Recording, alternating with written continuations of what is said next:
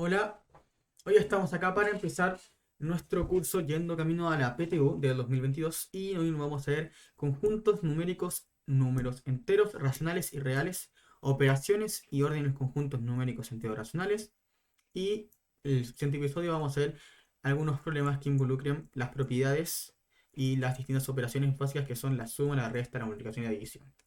Y voy a repasar un poco de aritmética porque nunca está mal saber cómo se llaman las partes de las operaciones. ¿Ya?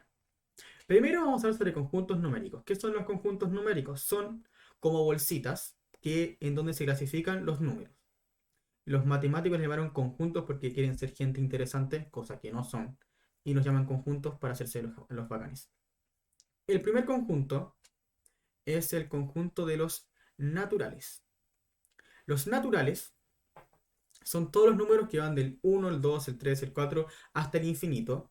Y el cero no es un natural. ¿Ya? Y que claro, el cero no es natural. Luego viene el próximo conjunto, que son los enteros, los cuales se representan con una z, y que son del menos infinito, el cero, hasta el más infinito. ¿Ya? Luego vienen los racionales, que son representados mediante una q, que son que son todos los números que se pueden representar en fracción, o sea, el 10 partido en 20, el 2, el cero, el uno, el menos un medio, el más infinito y el menos infinito. ¿Ya? Luego vienen los irracionales, que son todos aquellos números que no se pueden representar mediante una fracción. Por ejemplo, por ejemplo, pi, sí, es un número asqueroso que aparece en geometría, sí, ahí está. Igual que el número de y raíz de 2 y muchos números así. ¿Ya? Y son representados por el número de una q', la letra q'. ¿Ya? Y luego, si juntamos todos estos conjuntos, o bolsitas, eh, tenemos el conjunto de los números reales, que son el último conjunto que entra en la prueba de transición, como ven aquí. ¿Ya? Y aquí tenemos un esquema para hacerlo mejor, que todo empieza los números naturales, donde está el uno, el 2, el 3. Luego ese conjunto pertenece a los números enteros, que son el menos uno, el cero y a eso. Luego esos números también están incluidos en los racionales. Y luego está el otro conjunto aparte, que son los irracionales a raíz de 2 pi. Y estos conjuntos se unen en el conjunto total que son los números reales. ¿Ya? Y ahí se ve un esquema de cómo se organiza. ¿Ya? Y algo muy importante de destacar es que siempre los números que están en la izquierda de la recta numérica siempre son menores y los que están a la derecha siempre son mayores. Por ejemplo, el menos 9 es menor que el menos uno y el menos uno es menor al cero y el uno es menor al 9. Siempre a la izquierda va a ser menor. ¿Ya? Terminando eso, ahora vamos a hacer aritmética y sus propiedades, operaciones aritméticas, la suma, la resta, multiplicación y división y propiedades, y en los conjuntos que entran, que serían los números naturales, enteros y reales. ¿Ya?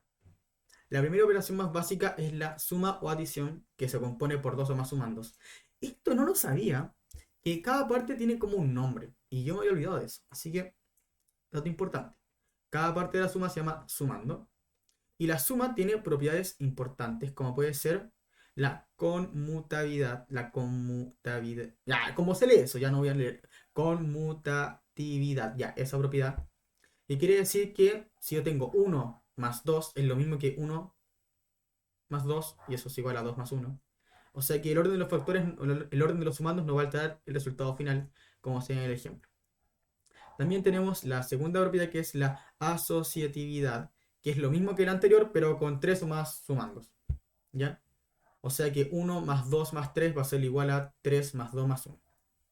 Luego también tenemos el elemento neutro, que es el cero, o sea que hay el cero, o sea, cualquier número sumado más cero da el mismo número. Por ejemplo, 50 más cero va a ser 50. Y también tenemos la propiedad del elemento inverso, que sería que siempre hay un número que sumado a ese número va a dar cero. Por ejemplo, el uno más menos uno da cero. O aquí, como dice, el inverso aditivo de 87,36 es menos 87,36. ¿Por qué? Porque si lo sumamos da cero. Y otra propiedad importante es la clausura o interna, que quiere decir cualquier número real más otro número real va a dar el resultado va a ser un número real, ¿ya? Bien importante eso. Ya, por ejemplo, pi más raíz de 2, que ambos son números reales, el resultado de esa suma va a ser un número real. Luego viene la siguiente operación básica, que es la resta, las cuales se componen por un minuendo, un sustraendo y el resultado se llama resta. Ya, esto no lo sabía, así que minuendo, sustraendo y resta. ¿Ya? Y algo bien importante a destacar es que la resta en sí en los números reales, está definida como una suma del inverso.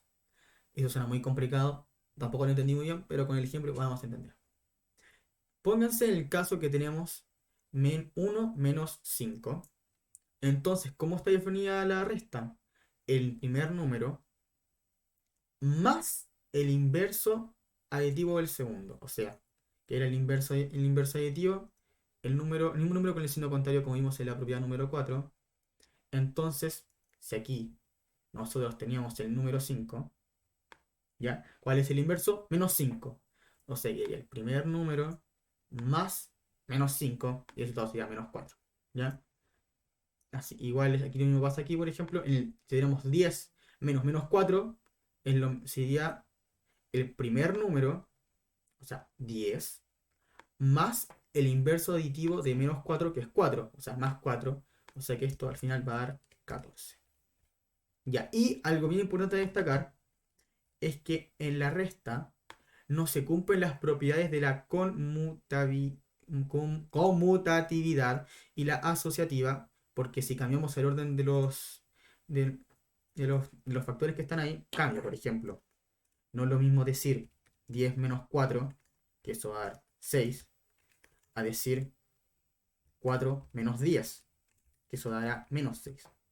Así que, dato bien importante de destacar, no se cumple el cambio de los factores.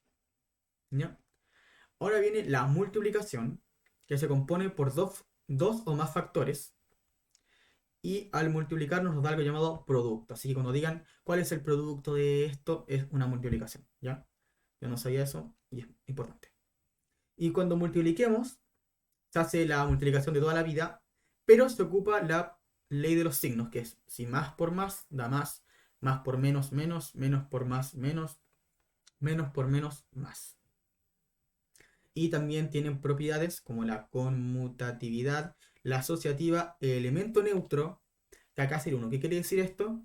Que cualquier número, por ejemplo, 1000 por 1, dará el mismo número, que será 1000. Y el elemento inverso. Y luego viene la cuarta, que es muy importante, que es el elemento inverso. ¿Qué quiere decir esto?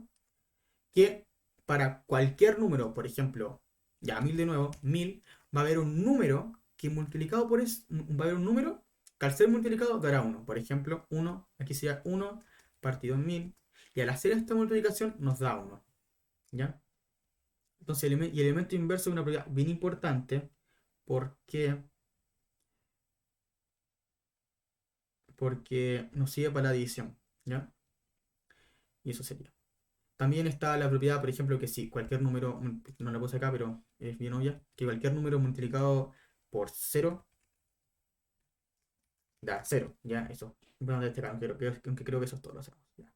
La división es la última operación más simple y es la inversa de la multiplicación y se compone por un dividendo, un divisor y el resultado se llama cociente. Eso no lo sabía, pero está bien saberlo.